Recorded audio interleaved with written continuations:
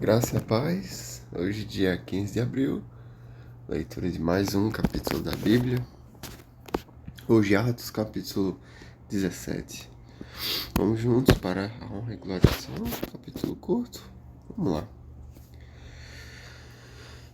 Tendo passado por Anfípolis e Apolônia, chegaram a Tessalônica, onde havia uma sinagoga judaica.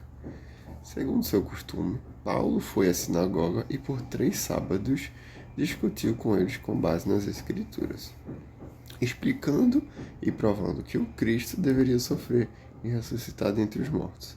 E dizia: Este Jesus que proclamo é o Cristo. Alguns dos judeus foram persuadidos e se uniram a Paulo e Silas, bem como muitos gregos tementes a Deus e não poucas mulheres de alta posição. Mas os judeus ficaram com inveja, reuniram alguns homens perversos dentre os desocupados e, com a multidão, iniciaram um tumulto na cidade. Invadiram a casa de Jason em busca de Paulo e Silas, a fim de trazê-los para o meio da multidão. Contudo, não os achando, arrastaram Jason e alguns outros irmãos para diante dos oficiais da cidade, gritando: Esses homens que têm causado alvoroço por todo o mundo, agora chegaram aqui, e Jason os recebeu em sua casa. Todos eles estão agindo contra os decretos de César, dizendo que existe outro rei, chamado Jesus. Amém. É isso mesmo. Concordo. Ouvindo isso, a multidão e os oficiais da cidade ficaram agitados. Então receberam de Jason e dos outros a fiança estipulada e os soltaram. Logo que anoiteceu, os irmãos enviaram Paulo e Silas para Bereia. Chegando ali, eles foram à sinagoga judaica. Os bereanos eram mais nobres do que os tessalonicenses, pois receberam a mensagem com grande interesse, examinando todos os dias as Escrituras, para ver se tudo era assim mesmo. E creram muitos dentre os judeus e também um bom número de mulheres gregas de elevada posição e não poucos homens gregos. Quando os judeus de Tessalônica ficaram sabendo que Paulo estava pregando a palavra de Deus em Bereia, dirigiram-se também para lá, agitando e alvoroçando as multidões. Imediatamente, os irmãos enviaram Paulo para o litoral, mas Silas e Timóteo permaneceram em Bereia. Os homens que foram com Paulo o levaram até Atenas, partindo depois com instruções para que Silas e Timóteo se juntassem a ele, tão logo fosse possível.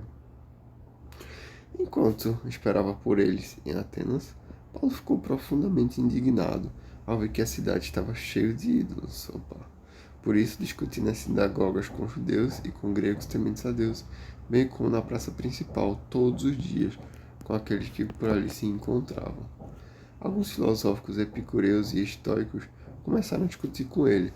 Alguns perguntavam: o que está tentando dizer esse tagarela?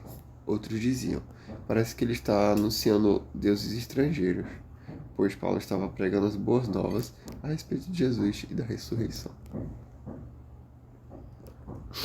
Então, o levaram à reunião do Areópago, onde lhe perguntaram: podemos saber que novo ensino é esse que você está anunciando? Você está apresentando algumas ideias estranhas e queremos saber o que elas significam. Todos os atenienses e estrangeiros que ali viviam não se preocupavam com outra coisa senão falar ou ouvir as últimas novidades. Então Paulo levantou-se na reunião do Areópago e disse: Atenienses, vejo que em todos os aspectos vocês são muito religiosos, pois, andando pela cidade, observei cuidadosamente seus objetivos de culto e encontrei até um altar com esta inscrição: ao Deus desconhecido. Ora, o que vocês adoram, apesar de não conhecerem, eu lhes anuncio.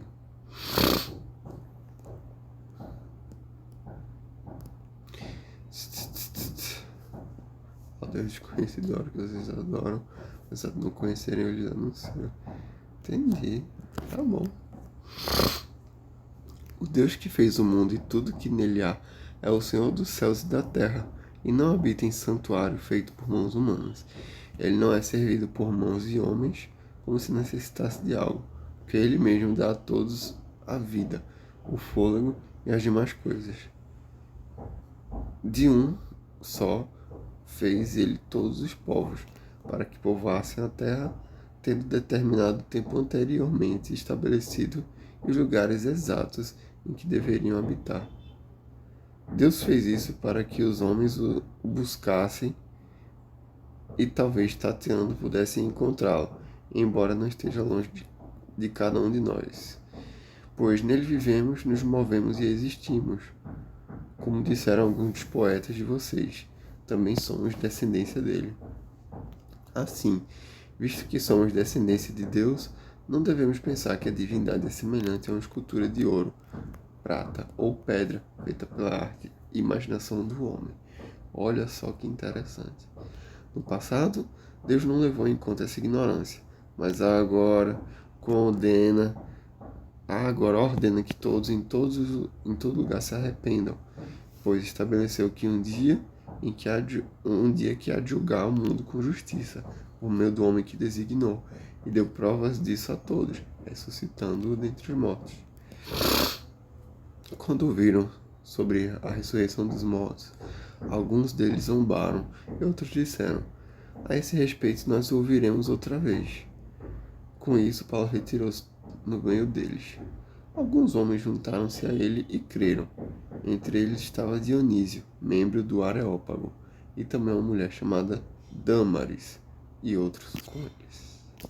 Amém. Amém. Leitura sucinta hoje, né? Um resumão do que estava acontecendo na época.